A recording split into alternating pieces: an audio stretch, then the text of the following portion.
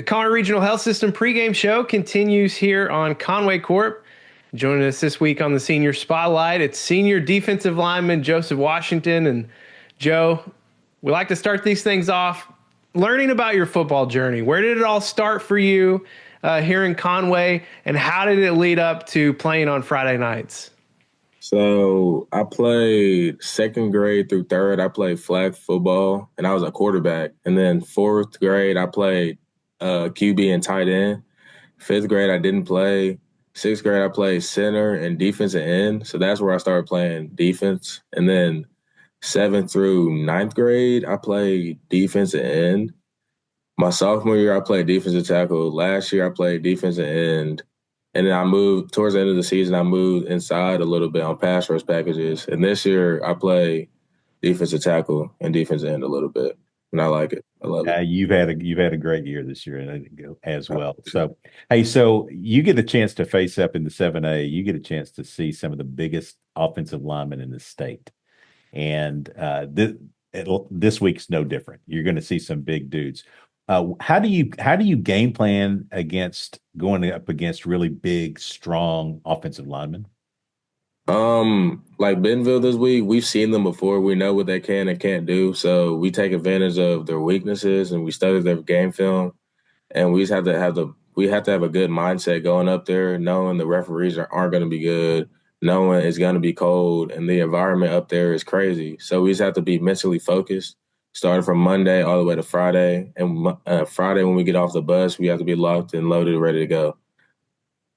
Joe, you've had a really good year in terms of rushing the quarterback and just being generally disruptive in the backfield.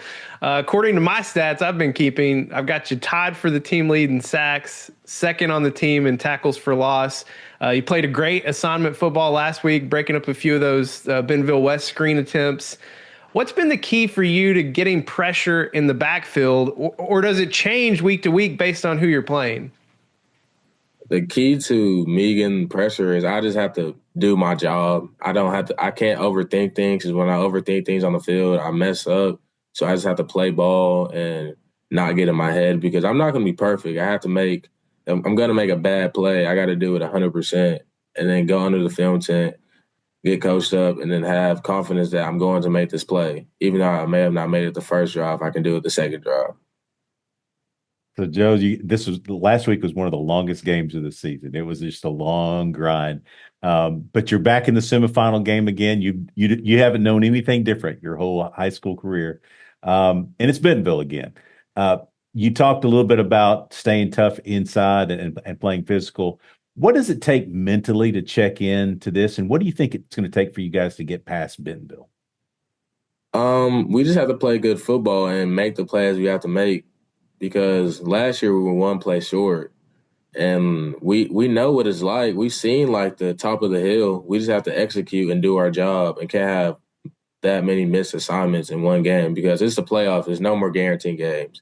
So we all have to be on our A game and limit the mistakes we have made in the past. So I'm really confident going in this week, honestly. I feel like we're all dialed in more than we ever have been. So I'm really ready. He's Wampus Cats senior Joseph Washington, and he and his Wampus Cats back in the semifinals, working to get over that hill tonight up in Bentonville. Joe, best of luck tonight against the Tigers, and let's go get some revenge. Yes, sir.